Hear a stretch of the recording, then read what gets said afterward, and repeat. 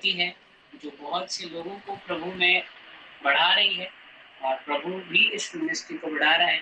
इसके लिए परमेश्वर का धन्यवाद देते हैं। और कई बार ऐसा हुआ, कई बार ब्रदर ने मुझे बोला, मैं नहीं आ पाया, कई बार इधर उधर हो गया। तो थोड़ा बहुत मेन होता है कि प्रभु की इच्छा, न चाहने वाले की इच्छा पर निर्भर होता है, न करने वाले की। मेन जब प्रभु चाहता है तब बुलाता है अपनी सेवा के लिए। और आप लोग ऑलरेडी बहुत से अभिषिक्त प्रभु के दासों को सुनते रहते हैं, उनके बीच में मैं तिवारी जी आवाज कम आ रहा है, sorry. No issue Tiwari ji, हाँ आवाज कम आ रही है। अभी ठीक है? जी जी, अभी एकदम ठीक है। जी जी जी मैंने हटा दिया है, मैंने वो डिवाइस हटा दिया है। अभी उम्मीद करते हैं आपको आवाज बहुत अच्छे से आएगी और प्रभु के नाम को महिमा मिले। मैं धन्यवाद देता हूँ परमेश्वर का कि परमेश्वर ने मुझे आप लोगों के बीच में आकर प्रभु की जो वचन की मनादी है उसको करने का अनुग्रह दिया। बीते दिनों भाई मतियास ने मुझे बोला, कुछ कारणों से मैं नहीं आ पाया, फिर जब मेरा आने का हुआ तो कुछ और कारण, बस थोड़ा सा ऊपर नीचे हो गया। मैंने कह रहा था कि जब प्रभु चाहता है हम तभी आ सकते हैं, न चाहने वाले की इच्छा पर निर्भर करता है न करने वाले की, है ना। मेन है प्रभु की इच्छा, वो कब चाहता है। तो भाई मतियास एक बहुत अच्छी मिनिस्ट्री को लीड कर रहे हैं और ये बिना अनुग्रह के नहीं हो सकता है। ये आप सबकी प्रार्थनाओं का ही असर है कि ये मिनिस्ट्री बढ़ रही है ना। और प्रभु आप सबको बहुत आशीषित करे। और मैं पिछले दिनों एक एग्जाम दे रहा था, मैंने diploma in pharmacy D pharma complete किया। और जब मैं एग्जाम देने के लिए जाता था, 1 तारीख से पेपर शुरू हुए थे, 18 तारीख तक पेपर चल रहे थे मेरे। मैं वाइवा, प्रैक्टिकल और थ्योरी एग्जाम। बच्चे बोल रहे थे, सर आप इतना क्यों पढ़ रहे हैं? तो मैंने बोला बस पढ़ने का शौक है। और भजन संहिता 119 में लिखा है कि शिक्षा को मूढ़ लोग ही तुच्छ जानते हैं। तो शिक्षा एक ऐसा हथियार है जो आपके, है ना, हर एक सपने को पूरा कर सकता है। तो प्रभु भी कह रहे हैं शिक्षा को तुच्छ नहीं जानो। और हम जितना अधिक अपने आप को इक्विप करेंगे, मसीह की देह उतनी ही स्ट्रांग होगी। और प्रभु के अनुग्रह से मेरी मास्टर ऑफ डिविनिटी में कर रहा हूँ गिलगाल बाइबल सेमिनरी दुबई से, वो भी कंप्लीट होने जा रही है। 28 और 29 जून को दिल्ली में कन्वोकेशन है, मुझे वहां से उसकी उपाधि मिल जाएगी। तो सब प्रभु कर रहा है। और लास्ट जो मेरा टारगेट है वो पीएचडी है, वो भी 1-1.5 महीने के अंदर मुझे कंप्लीट करना है। बहुत सी चीजें एक साथ चल रही हैं। आप सबकी प्रार्थना मुझे चाहिए, है ना। मुझे आपकी प्रार्थनाओं की बहुत जरूरत है। और आज एक छोटा सा विषय, इससे पहले मैं मेन वचन के भाग में जाऊं, मैं आज आपको बताना चाहूंगा कि आप जब दुष्ट आत्माओं को निकालते हैं, कितने लोग हैं यहाँ जो दुष्ट आत्माओं को निकालते हैं, या उनके पास अगर कोई आता है दुआ करवाने के लिए तो वो दुष्ट आत्माओं को यीशु के नाम से धुतकारते हैं, कहते हैं आई rebuke you in Jesus name. कितने लोग हैं यहाँ दुष्ट आत्माओं को निकालते हैं या दुष्ट आत्मा निकालने का प्रयास करते हैं? अनम्यूट करके बता सकते हैं मुझे? Yes brother, I know. Yes pastor ji, हम करते हैं ना जी। तो मैं आज आपको एक बहुत अच्छी बात बताऊंगा, बहुत अच्छी एक बात बताऊंगा जो आपके मसीही जीवन के लिए बहुत आवश्यक है। ठीक है, देखिए आप जब मल्ल युद्ध करते हैं तो मल्ल युद्ध में क्या आप ही मारते रहते हैं? दुश्मन नहीं मारता है? मारता है। जब आप मुक्केबाजी करते हैं तो मुक्का आप ही थोड़ी मारते रहेंगे, वो भी तो मारने की कोशिश करेगा, भले मार पाए या ना मार पाए, कोशिश जरूर करता है, जिसको हम लोग बोलते हैं बैक फायर। कई बार कुछ चीजें बैक फायर करती हैं, है ना। गोली चला रहे थे सामने की तरफ, गोली पीछे ही चल गई, इसको बोलते हैं बैक फायर। कि निशाना उल्टा खुद पे लग गया, है ना, निशाना उल्टा खुद पर लग गया।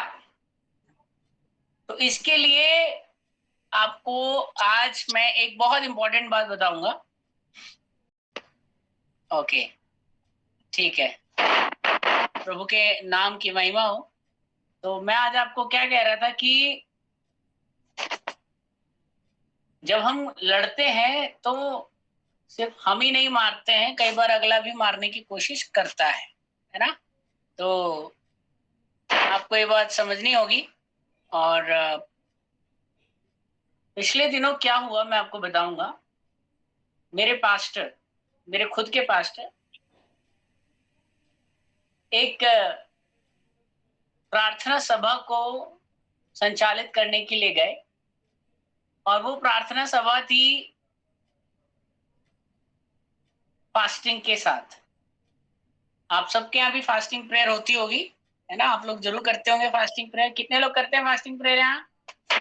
सभी करते हैं। वो फास्टिंग प्रेयर किसी के घर में थी, किसी ने अपने घर में फास्टिंग प्रेयर रखी थी, है ना। किसी एक बहन ने अपने घर में फास्टिंग प्रेयर रखी। तो देखिए, फास्टिंग प्रेयर रखने के लिए आप दरवाजे खोल रहे हैं, क्या प्रभु आपको इसका रिवॉर्ड नहीं देगा?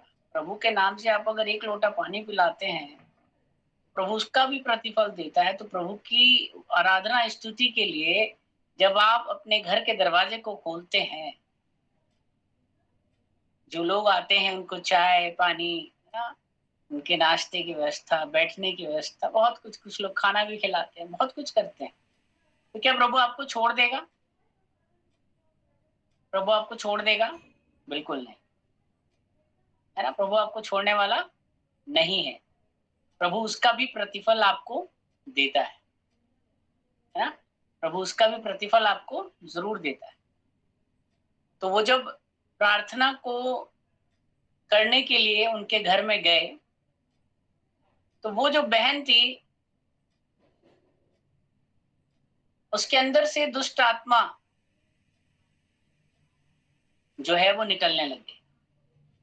आपको पता है कि जब किसी के अंदर से दुष्ट आत्मा निकलने लगती है, जिसको हम मैनिफेस्टेशन बोलते हैं, है ना। किसी के अंदर से जब दुष्ट आत्मा निकलती है तो उसका मैनिफेस्टेशन बोलते हैं। तो उसका छुटकारा शुरू हो गया। जैसे ही आराधना हुई, जैसे ही आराधना शुरू होती है, और आराधना में छुटकारा है। आप सबको पता है आराधना में क्या है? छुटकारा है। जैसे ही आराधना होती है, उसके अंदर से दुष्ट आत्मा निकलना शुरू होती है। लगभग 3 से 4 घंटे तक इतने दुष्ट आत्माएं होती हैं, इतने बंधन होते हैं उसके, लगभग 3 से 4 घंटे, है ना। मैं आपको क्या कह रहा था कि जब उस घर में प्रार्थना सभा हुई, फास्टिंग प्रेयर शुरू होती है, और फास्टिंग प्रेयर में जब आराधना होती है तो आराधना में छुटकारा है। तो आराधना के दौरान उसके अंदर से दुष्ट आत्माएं निकलने लगती हैं, और लगभग 3 से 4 घंटे लगते हैं। बहुत सारी दुष्ट आत्माएं, बहुत जिद्दी तरीके की दुष्ट आत्माएं, लेकिन परमेश्वर के दास का जो अभिषेक है वो भी बहुत बड़ा है उनके ऊपर। वो भी हार नहीं मानते। उन्होंने भी बोला था आज तो इनको निकाल के रहेंगे यीशु के नाम से। तो उन्होंने 3-4 घंटे तक यीशु के नाम से जो है रेजिस्ट किया, डेविल को रेजिस्ट किया, उसका सामना किया। और बाइबल में लिखा है शैतान का सामना करो और वो तुम्हारे सामने से भाग जाए। और फाइनली लगभग 9 बज गए मीटिंग खत्म होते होते। शाम को 6 बजे शुरू हुई थी, 9 बजे लगभग मीटिंग खत्म होती है, और उसके अंदर से जो दुष्ट आत्माएं होती हैं वो पूर्ण रूप से चली जाती हैं, छुटकारा मिलता है उसको। और पास्टर जो है चाय वगैरह पीते हैं और सबको जय मसीह की कहते हैं और घर की ओर बढ़ते हैं। अब लगभग घर पहुंचते पहुंचते उनको 9:25 हो गए, 9, साढ़े 9 हो गए। तो पास्टर की वाइफ ने बोला कि कल नाश्ता बनाने के लिए ब्रेड नहीं है, दूध वगैरह नहीं है, आप जाकर लेकर आ जाइए। तो वो बाइबल कॉलेज के कैंपस में रहते हैं, तो बोलते हैं ठीक है मैं लेकर आता हूँ। तो पास्टर चले जाते हैं घर से बाहर ब्रेड और दूध लाने के लिए, कल सुबह के नाश्ते के लिए। और पास्टर की वाइफ किचन में चली जाती है खाना बनाने की, क्योंकि वहां वो कुछ नाश्ता वगैरह करके आ जाते हैं थोड़ा मोड़ा। और उसके बाद पास्टर की वाइफ खाना बनाने स्टार्ट करती है। और अचानक क्या होता है, उनको ऐसा लगता है कि कोई आया, कोई घर में आया है, कोई घर के अंदर आया है। और वो पलट कर देखती हैं तो वही स्त्री जिसके अंदर से वो अभी दुष्टात्मा निकाल कर आ रहे हैं, वो बिल्कुल फिजिकली दिख रही है, वहां खड़ी हुई, अंदर आ गई, जैसे कोई मेहमान आता है, अंदर आ गई है, बिल्कुल तैयार है, साड़ी वाड़ी अच्छी पहनी हुई है, बैग वैग भी उसके हाथ में, जैसे कहीं तैयार होके हम जाते हैं। और वो बोली मैं बैठ जाऊं। वो एकदम से आई और पास्टर की वाइफ को लगा कोई है, और वो देखती वही स्त्री जिसके अंदर से दुष्ट आत्मा वो निकाल कर अभी आ ही रहे, वो तुरंत उनके पीछे पीछे आ गई उनके घर, और तैयार होकर आई है बड़े अच्छे से बैग वगैरह लेके, और आकर बोलती मैं बैठ जाऊं। वो पास्टर की वाइफ बोलती हाँ हाँ बैठिए बैठिए, मैं आपके लिए पानी लेकर आती। और पास्टर की वाइफ जैसे ही किचन जाती है, पानी निकाल रही होती है, अचानक उनको ध्यान आता है कि उन्होंने तो दरवाजा बंद किया था। पास्टर साहब जब बाहर गए थे तो उन्होंने तो दरवाजा बंद किया था। तो ये कौन है, ये औरत इतनी जल्दी कैसे आ सकती है?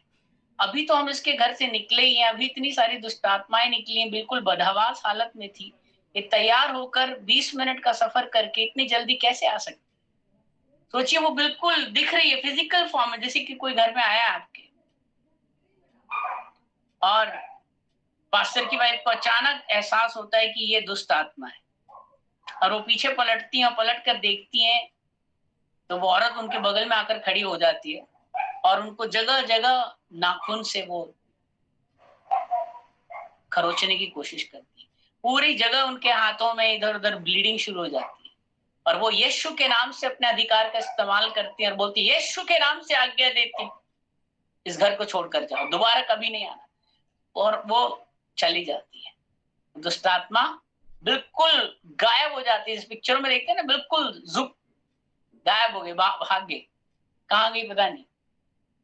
लेकिन आप देख रहे हैं वो बिल्कुल फिजिकल फॉर्म में आई है, आप पहचान भी नहीं सकते ये दुष्ट आत्मा है। जैसे कि कोई घर में गेस्ट आया, आपके नॉक किया, आके बैठा, चाय पी रहा है, आपको पता नहीं है। स्पिरिचुअल वर्ल्ड को समझना बहुत डीप बात है। इसके बाद वो पास्टर आते हैं, पास्टर को बताती है उनके साथ ऐसा हुआ, उनके हाथ से खून वगैरह निकल रहा है, खरोच वगैरह है। और पास्टर गेट पर जाते हैं, सिक्योरिटी गार्ड का रजिस्टर चेक करते, कोई भी अंदर नहीं आया, और गेट तो बंद ही था। फिर भी अपनी तसल्ली के लिए वो जाते हैं, और रात को वो प्रार्थना करते हैं, सो जाते हैं। अगले दिन 12:30 बजे, दिन की बात बता रहा हूँ, 12:30 बजे, इस वक्त पास्टर भी घर पे है, पास्टर की वाइफ भी अपना अपना काम कर रहे हैं, कोई किचन में, कोई इधर उधर। और इस बार फिर से वो औरत आकर इस बार पूछती भी नहीं कि मैं बैठ जाऊं, सीधा सोफे पर वो आकर बैठ जाती है।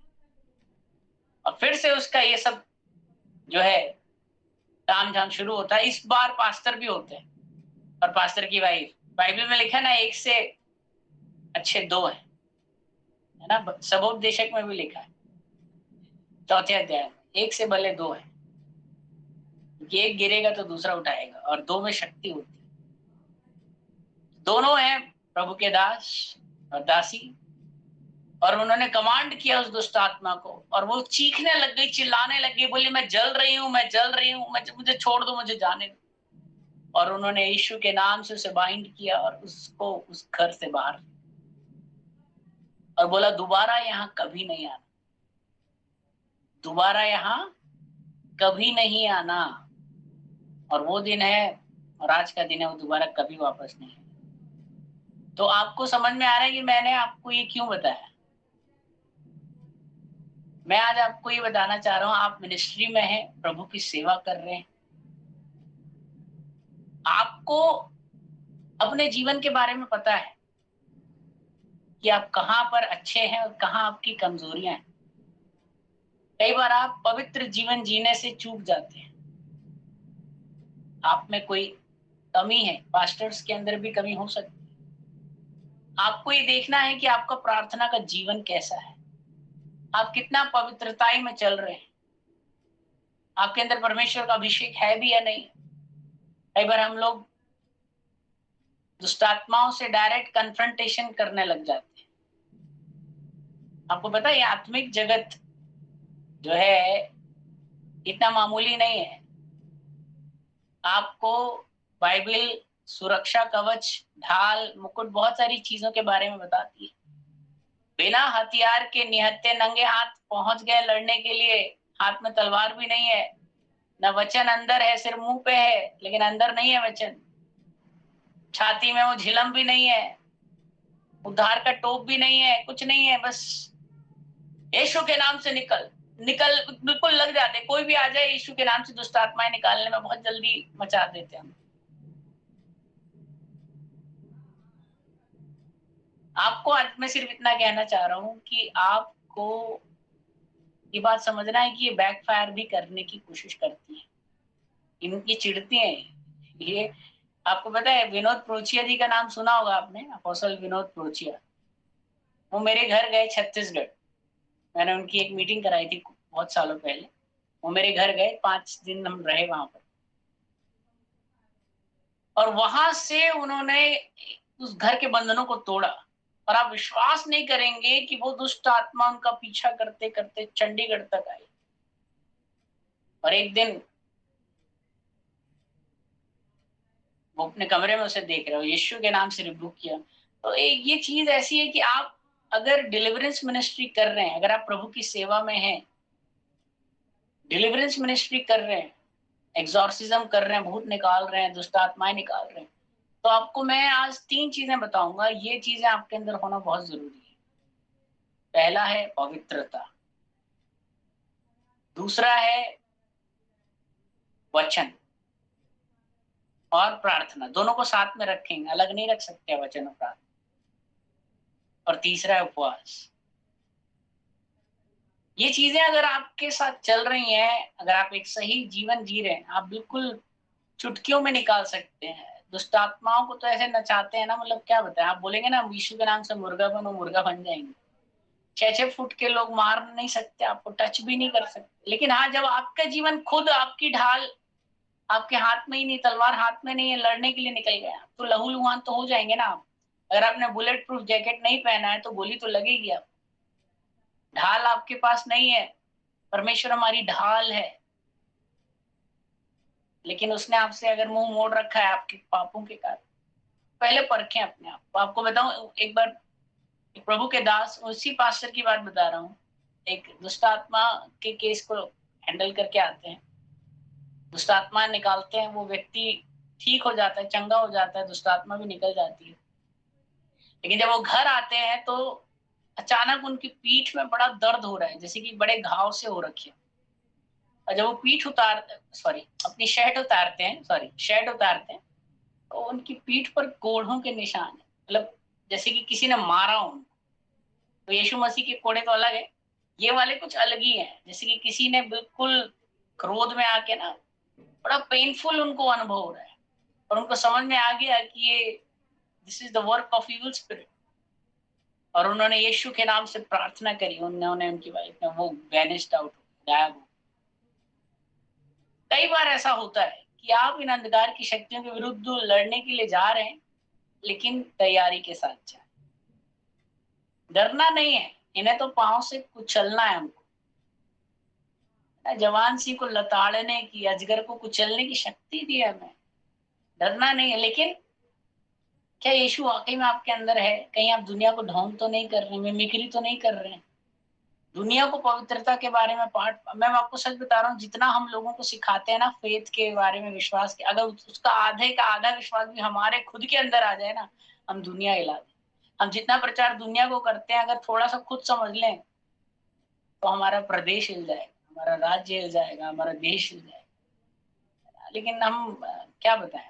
तो डिलीवरेंस मिनिस्ट्री में बहुत बार बहुत से लोग चोटिल होते हैं। ये बात मैंने सीखी थी, आपको मैं ऐसे नहीं बता रहा हूँ। एक बार मेरे बेटे का फ्रैक्चर हुआ 2 जगह से, और हम प्रार्थना मीटिंग में ही गए थे और वहां पर कुछ इंसिडेंट्स हुआ, उसके बाद ऐसा पता नहीं क्या हुआ, जो भी हुआ फ्रैक्चर हुआ। हम बड़े वो हुए कि प्रभु हम तो प्रार्थना में गए थे, ऐसा कैसे हो गया, लौटते वक्त वहां एंड में ऐसा हो गया, कुछ इंसिडेंट्स हो गया।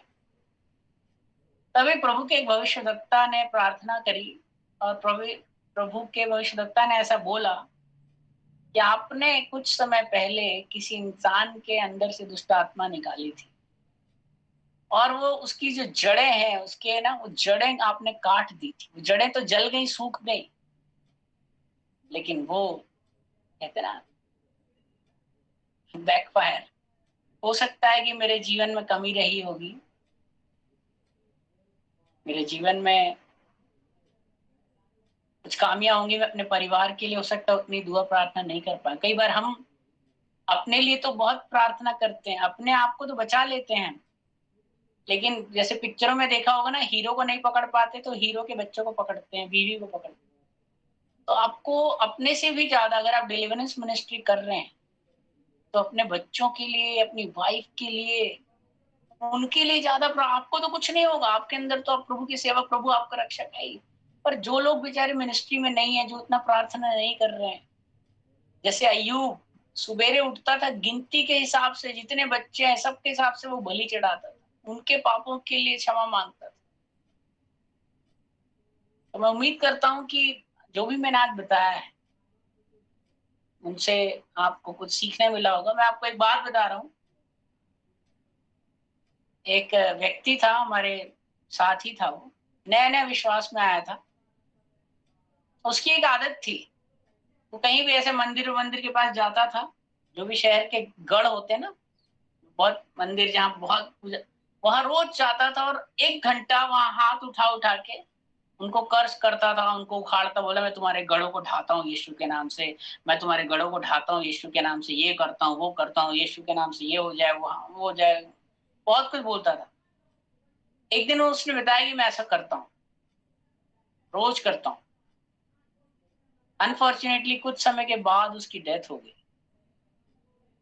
अचानक हार्ट अटैक या कुछ भी हुआ, आई डोंट नो।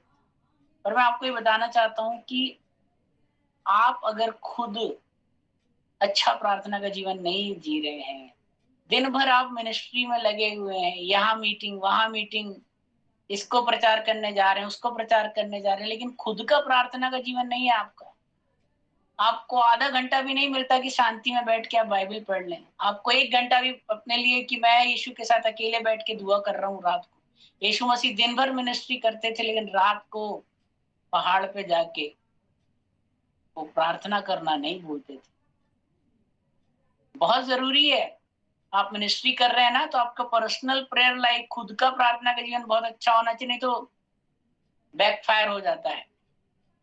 यीशु मसीह रात भर चार्ज करते थे अपने आप को, आग से भरते थे, तब वो बोलते थे लाजर बाहर आओ, मुर्दे जिंदा हो जाए। वो प्रार्थना नहीं करते थे लंबी चौड़ी, वो दुष्ट आत्मा को निकालने के लिए नहीं, बहुत दूर गीत गा रहे हैं, 5-6 आराधना के गीत, फिर बहुत देर बाद दुष्ट आत्मा मुंडी लाना, तब धीरे से, ऐसे नहीं। यीशु बस पहुंच जाते थे और बोलते थे ये यीशु, हम तू हमें पीड़ा देने के लिए क्यों आ गया। वो बस बोलते थे और दुष्ट आत्मा निकल जाती थी। तो आपको मैं आज वचन से हो सकता है बहुत कुछ नहीं बता रहा हूं, लेकिन जो आपको जरूरत थी वो मैंने आपको बताया। मैं उम्मीद करता हूं आप जरूर आशीषित हुए होंगे। आपके अगर कुछ सवाल हैं तो आप पूछ सकते हैं मुझसे, या आपको इस अनुभव के बारे में सुनकर कैसा लगा, आपने खुद ही इन चीजों का अनुभव किया है कभी। आप कोई एक व्यक्ति या 2 व्यक्ति बोल सकते हैं बहुत कम शब्दों में। इसके बाद हम 10-15 मिनट वचन भी सुनेंगे। जी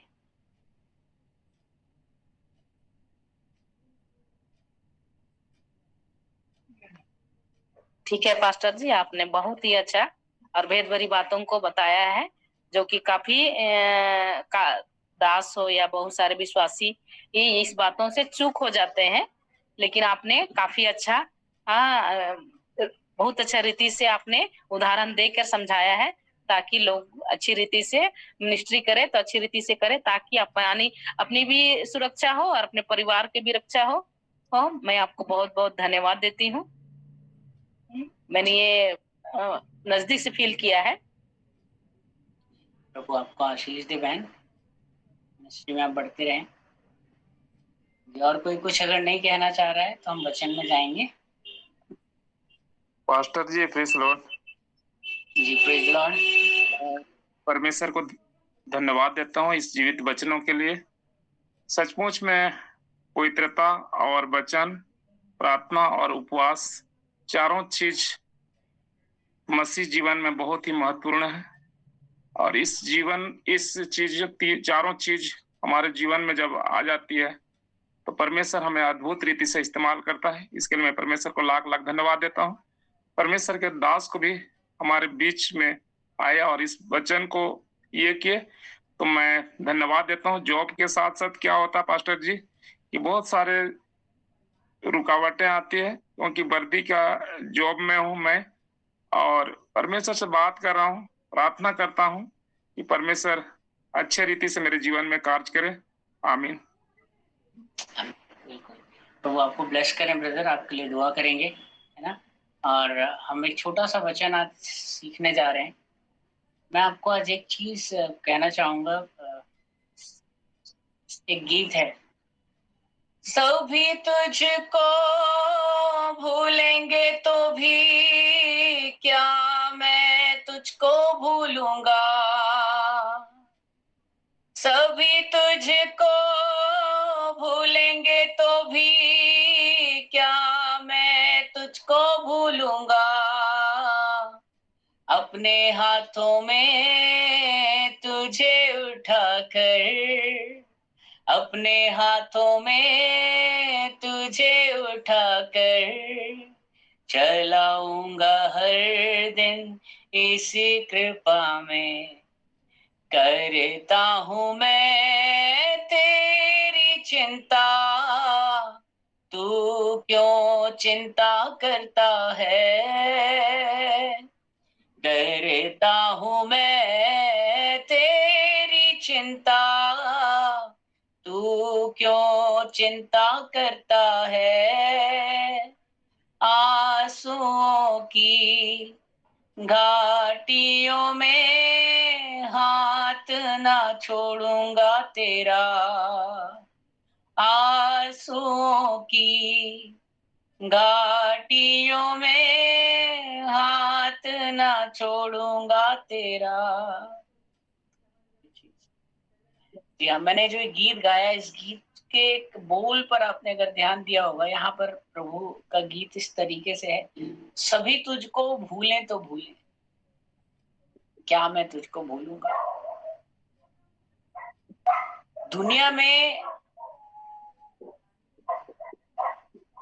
कोई भी आपकी परवाह करे नहीं करे, कोई भी आपको याद करे नहीं करे, कोई भी आपको छोड़े आपके साथ रहे, फर्क नहीं पड़ता। ये तो दुनियावी लोग हैं, मनुष्य। कोई भी आपकी हो सकता है। आज आप ऐसी अवस्था में होंगे जहां आपके घर के अंदर ही आपको इज्जत नहीं मिल रही, कोई आपको इज्जत नहीं देता होगा, कोई वैल्यू नहीं देता होगा, कोई भी आता है कुछ भी बोलता है चला जाता है। आपके ऑफिस में हो सकता है आपको इज्जत नहीं मिलती होगी, आपके आस पड़ोस में हो सकता है सब आपको बुरा भला कहते होंगे, कोई आपकी परवाह नहीं करता होगा, कोई आपको पूछने वाला भी नहीं कि भाई तू ठीक है, तुझे कोई परेशानी तो नहीं, तुझे कोई दिक्कत तो नहीं। हो सकता है आपसे प्यार करने वाली माँ आपसे अलग हो गई हो, प्यार करने वाला बाप आपके साथ अब न रहा हो सकता है आपका पति आपको छोड़कर चला गया हो, और अब आप एक ऐसी कमी को महसूस कर रहे हैं कि अब कोई भी नहीं है जो मेरी चिंता करे, किसी को फर्क नहीं पड़ता कि मैं हूं या नहीं हूं। लेकिन एक परमेश्वर है, कोई है जो आपकी बहुत चिंता करता है, कोई है जो आपकी बहुत चिंता करता है। कोई आपको देख रहा हो नहीं देख रहा, लेकिन वो रात भर आपके लिए जागता रहता है, ऊँगता तक नहीं, मुझे याद है मेरे बच्चे की जब तबीयत खराब होती है, कभी कभी बुखार उखार आ जाता है, थोड़ा मोड़ा छोटा मोटा कुछ, मेरी बीवी पूरी रात जागती है। मैं भले सो जाता हूँ थोड़ी देर बाद, पर वो रात भर जागती रहेगी, लेटेगी भी तो भी प्रार्थना करती रहेगी, फिर उठ के बैठेगी, फिर बार बार बुखार चेक करेगी, फिर दवाई देगी, फिर आप समझ रहे हैं इस बात को? कोई आपकी चिंता करे नहीं करे, एक है जो आपकी चिंता करता है, परवाह करता है, दिन रात आपके लिए चिंतित है। बाइबल में भी हमें ऐसे ही स्वभाव के बारे में जो हमारा परमेश्वर हमारे प्रति रखता है, हमें पता चलता है। हमारे पास समय नहीं है, हमारे पास 15 मिनट है लगभग। मैं आपको जल्दी जल्दी बताऊंगा कि कोई आपको देख रहा हो नहीं देख रहा हो, कोई आपके पास आपसे प्यार के दो बोल बोलने के लिए आ रहा हो नहीं आ रहा हो, लेकिन एक है जो आपकी परवाह करता है। दूध पिलाती हुई माँ भी छोड़ सकती है, लेकिन वो हमें कभी नहीं छोड़ेगा। देखिए परमेश्वर का जब वचन होता है, ऐसे ही यहाँ कुत्ते भौंकने लगते। आप कमांड करिए, आपको अगर डिस्टरबेंस हो रहा है यीशु के नाम से रिब्यूक करिए, है ना। तो आइए हम वचन देखते हैं। सबसे पहली बात, हम अपने प्रभु के बारे में जो स्वभाव है उसको देखते हैं। मत्ती की किताब 8वां अध्याय, इसके 1 से लेकर 3 आयत तक यहाँ लिखा है, जब वह उस पहाड़ से उतरा तो एक बड़ी भीड़ उसके पीछे हो ली, और देखो एक कोढ़ी ने पास आकर उसे प्रणाम किया और कहा, हे प्रभु, यदि तू चाहे तो मुझे शुद्ध कर सकता है। यीशु ने हाथ बढ़ाकर उसे छुआ और कहा, मैं चाहता हूं कि तू शुद्ध हो जा। और वह तुरंत कोढ़ से शुद्ध हो गया। आपको पता है कोढ़ एक ऐसी बीमारी होती थी, आज भी है। पिछले जमाने में जो व्यवहार किया जाता था, जिसको कोढ़ निकल जाता था, कोढ़ एक छुआछूत की बीमारी, उसको घर के लोग ही घर से बाहर धक्के मारकर शहर से बाहर, घर से छोड़िए शहर से बाहर फेंक देते थे। कोढ़ियों की बस्ती होती थी जहां कोढ़ वाले सारे लोग एक साथ रहते थे। कोई उनसे, सोचिए, अपने तक उन्हें भूल जाते हैं, जिसके साथ आपने इतना वक्त गुजारा, जिसने आपको पैदा किया, आपके भाई, आपके संगी, जब कोढ़ निकलता था तो अरे भाई हमें ना हो जाए, ऐसे लोगों को शहर से बाहर निकाल देते। कोई उनकी पूछ परख नहीं करता था कि वो जिंदा है कि मर गए। बोलते मर गया तो अच्छा है।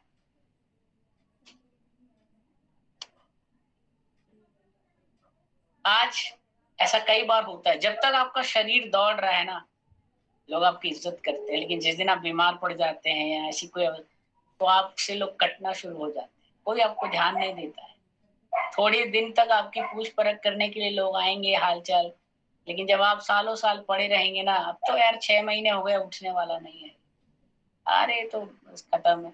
पता नहीं क्या आपको इतना आइसोलेटेड फील होगा ना, अपने भी सेवा करते करते थक जाएंगे एक समय के बाद। लेकिन विश्वास मानिए, यीशु उस अवस्था में भी आपको नहीं भूलता है, अगर आप यीशु से सच्चा प्रेम करते हैं। एक समय ऐसा आता है जब यीशु आपके उस बिछौने को पलट देता है और उठाकर खड़ा करता है। उसको आपकी चिंता है। यीशु मसीह का ये स्वभाव में कैसे मालूम चलता है कि जब कोढ़ी बड़ी हिम्मत करके यीशु मसीह के पास आता है और वो उससे हाथ जोड़कर प्रार्थना करता है, तो वो, अगर तू चाहे तो तू मुझे शुद्ध कर सकता है। जिद नहीं कर रहा है वो, प्रभु की इच्छा, प्रभु अगर तू चाहे तो तेरी मर्जी। जब हम प्रभु की मर्जी को आगे रखते हैं तो प्रभु हमेशा हमारे लिए अच्छा है। तेरी मर्जी हो, तेरा दिल करे तो तू शुद्ध कर सकता है। तो बोलते मैं चाहता हूँ कि शुद्ध हो जाए, मेरा दिल करता है कि तू शुद्ध हो जाए। और वो तो सिर्फ बोला था, उसने तो टच किया। टच करने की क्या जरूरत थी यीशु मसीह को, सिर्फ बोलता ही तो हो जाता। यीशु टच कर क्यों रहा है? आपको पता है, nursing touch, healing touch. Mother Teresa को आप सभी जानते हो, वो भी जानी जाती है इसी स्वभाव की, एक छुआछूत की बीमारी। लेकिन यीशु का प्रेम देखिए, यीशु उसे छू कर चंगा कर। सोचिए यीशु के कपड़ों में इतनी बरकत होती है, उसके कपड़ों के छोर पे इतनी अनॉइंटिंग होती है, तो जब वो छू ले किसी को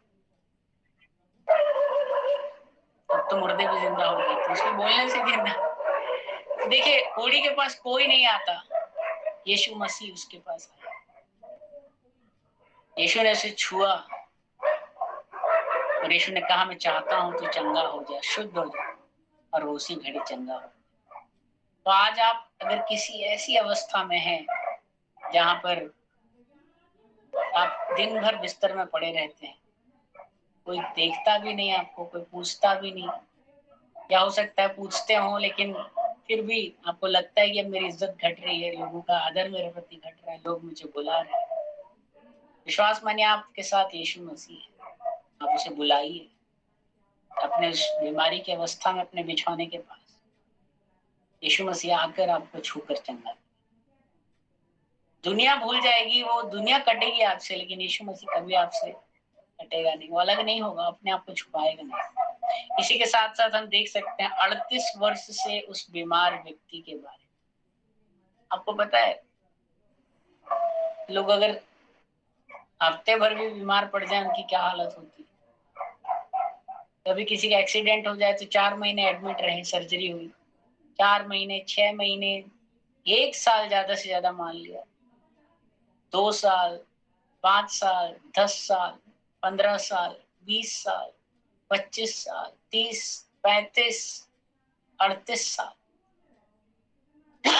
यहाँ तो बहुत से लोग होंगे जिनकी 38 साल उम्र भी नहीं होगी। जो 38 का होगा समझता है कि 38 साल का सफर कितना लंबा होता है। परिवार वालों ने भी छोड़ दिया, अरे भाई हम तो थक गए तेरा इलाज करा करा, जा उस कुंड के पास लेट जा, कभी तेरी किस्मत अच्छी रही तो उस पानी को अगर छू लेगा जैसे स्वर्गदूत हिलाते तो शायद तो चंगा हो जाए। इतना निराश हो चुका है, इसको कोई आशा नहीं है। यीशु मसीह खुद उसके पास एक दिन टहलते टहलते आ जाते। यीशु टहलते हुए नहीं आया, यीशु को उसकी स्थिति पता थी, उसके दर्द को, उसके उन आंसुओं को जो सूख चुके थे उन्हें भी वो जानता था। एक समय परमेश्वर ने मुकर्रर कर रखा है, सबोपदेशक की किताब में लिखा है इस पृथ्वी के ऊपर और इस आसमान के नीचे हर एक चीज का एक समय है। उस समय के आने तक उसके हाथ के नीचे प्रार्थना के साथ, विश्वास के साथ, नम्रता के साथ बने रहो, और एक समय आएगा जब वो आपको उठाकर उठाएगा। यीशु मसीह एक दिन उसके पास आया और आकर क्या पूछता है, क्या तू चंगा होना चाहता है? अरे 38 साल से बीमार हूँ सर, मेरी हालत खराब है इस बीमारी के कारण। और आप अब पूछ रहे हैं, तो कई बार ऐसा होता है ना, विश्वास खो बैठता है और वो अपनी बीमारियों के साथ इतना ज्यादा मिलजुल जाता है, घुल मिल जाता है कि उन्हें अपने आप जीवन का हिस्सा सब, उसको लगता है भी कभी जाएंगी नहीं, मुझे इनके साथ ही रहना पड़ेगा, समझौता कर। प्रभु चेक कर रहे हैं इसके अंदर विश्वास नाम की चीज बची भी है कि नहीं। प्रभु बोले कि आप तो चंगा होना चाहता है या तू ऐसी ठीक है, तूने इसके साथ रहना सीख लिया? नहीं, कभी हमें इनके साथ समझौता नहीं करना। और वो दिन आता है जब यीशु कहते हैं खाट उठा और चल फिर। यीशु उस खाट को वहां छोड़कर जाने के लिए क्यों नहीं बोल रहे? यीशु बोल रहे अपनी खाट को उठा और चल फिर। वो खाट उसकी गवाही की निशानी है। जब किसी का चश्मा उतरता है ना मोटा, आपको बेनी मसीह की गवाही याद होगी, मेरी बात होती है, मैंने उनका इंटरव्यू भी लिया है। -23 का चश्मा, वो आज भी वो चश्मा रखता है, वो दिखाता ही चश्मा पहनता था। जो लाठी लेकर चलता था वो लाठी संभाल के रखता है, इस लाठी से चलता था, प्रभु ने एक दिन मेरे पांव ठीक कर दिए, मैं अब दौड़ता हूँ, चलता हूँ। एक दिन मैं सहारा लेके बैसाखी लेके चलता था। प्रभु बोलता है खाट उठा और चल फिर, खाट को छोड़ मत, जहां जहां जाएगा वो इस खाट को दिखाएगा। इसी में पड़ा था मैं 38 साल तक, 38 साल तक इसी खाट में पड़ा था। मेरे घर वालों को तक उम्मीद नहीं थी, मेरी माँ को तक उम्मीद नहीं थी मेरा बेटा बचेगा, वो ठीक भी हो सकता। 38 साल से इस खाट में लेटा था, लेकिन एक दिन यीशु मेरे पास आया और मेरी परिस्थिति बदल गई।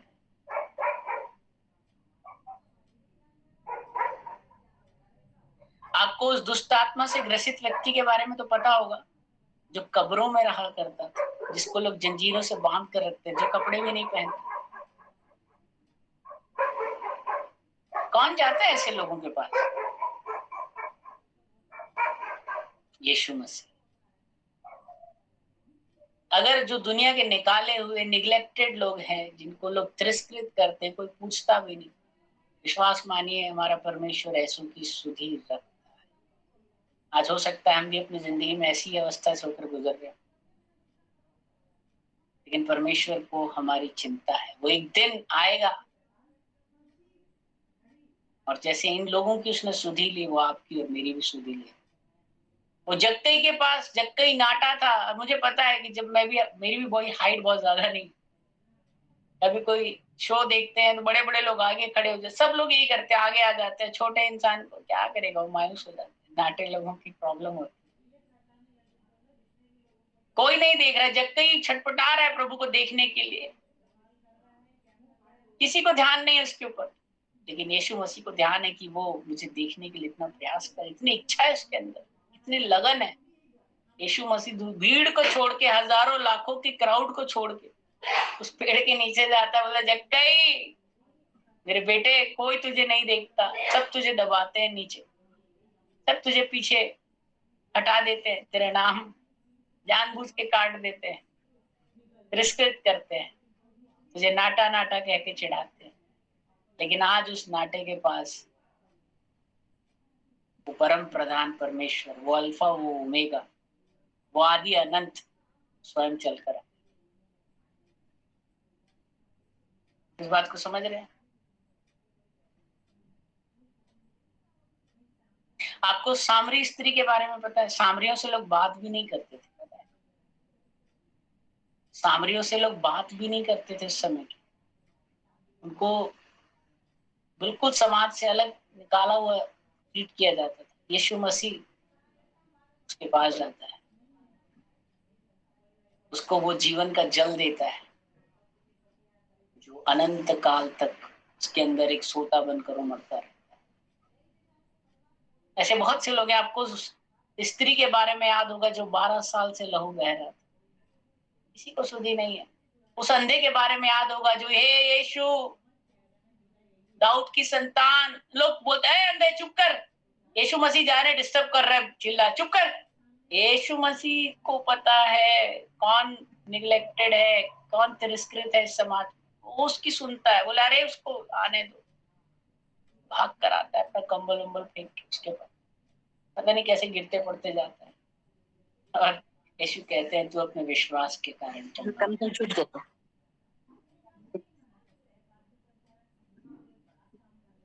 ऐसी बहुत सी बातें मैं आपको बाइबल से बता सकता हूँ।